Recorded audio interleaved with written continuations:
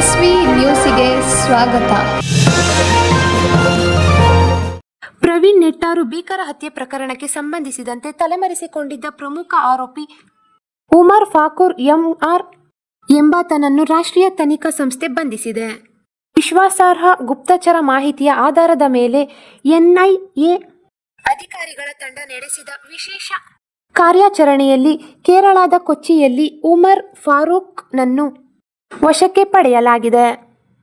ಈತನ ಬಂಧನದೊಂದಿಗೆ ಪ್ರವೀಣ್ ನೆಟ್ಟಾರು ಹತ್ಯೆ ಪ್ರಕರಣದಲ್ಲಿ ಇದುವರೆಗೆ ಬಂಧಿತರಾದ ಆರೋಪಿಗಳ ಒಟ್ಟು ಸಂಖ್ಯೆ 25ಕ್ಕೆ ಏರಿಕೆಯಾಗಿದೆ.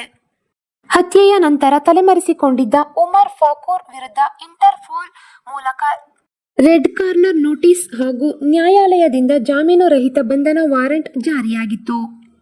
ಈತನ ಬಂಧನಕ್ಕೆ ನೆರವಾಗುವ ಸುಳಿವು ನೀಡಿದವರಿಗೆ ಎನ್ಐಎ 2 ಲಕ್ಷ ರೂಪಾಯಿ ಬಹುಮಾನವನ್ನು ಕೂಡ ಘೋಷಿಸಿದ್ದನ್ನು ಇಲ್ಲಿ ಸ್ಮರಿಸಬಹುದು.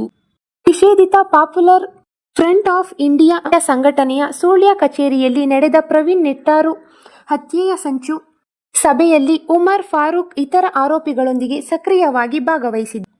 ಕೊಲೆ ಪ್ರಕರಣದಲ್ಲಿ ಭಾಗಿಯಾಗಿರುವ ಇನ್ನೂ 2 ಪ್ರಮುಖ ಆರೋಪಿಗಳು ತಲೆಮರೆಸಿಕೊಂಡಿದ್ದು, ಅವರನ್ನು ಪತ್ತೆ ಹಚ್ಚಿ ಬಂಧಿಸಲು ತನಿಖಾ ಕಾರ್ಯಾಚರಣೆಯನ್ನು ಮತ್ತಷ್ಟು ತೀವ್ರಗೊಳಿಸಿದೆ. ನಿಷೇಧಿತ ಪಿಎಫ್ಐ ಸಂಘಟನೆಯ ಕಾರ್ಯಕರ್ತರು ಹಿಂದೂ ಮುಖಂಡ ಗುರಿಯಾಗಿಸಿಕೊಂಡು ಸಮಾಜದಲ್ಲಿ ಕೋಮು ಸೌಹಾರ್ದತೆ ಕೆಡಿಸುವ ನಿಷೇಧಿತ ಪಿಎಫ್ಐ ಸಂಘಟನೆಯ ಕಾರ್ಯಕರ್ತರು ಹಿಂದೂ ಮುಖಂಡರನ್ನು ಗುರುತಿಸಿಕೊಂಡು ಸಮಾಜದಲ್ಲಿ ಕೋಮು ಸೌಹಾರ್ದತೆ ಕೆಡಿಸುವ ಸಂಚಿನ ಭಾಗವಾಗಿ ಈ ಟಾರ್ಗೆಟ್ ಹತ್ಯೆ ನಡೆಸಿದ್ದರು ಎನ್ಐಎ ತನ್ನ ದೋಷಾರೋಪ ಪಟ್ಟಿಯಲ್ಲಿ ಉಲ್ಲೇಖಿಸಿದೆ.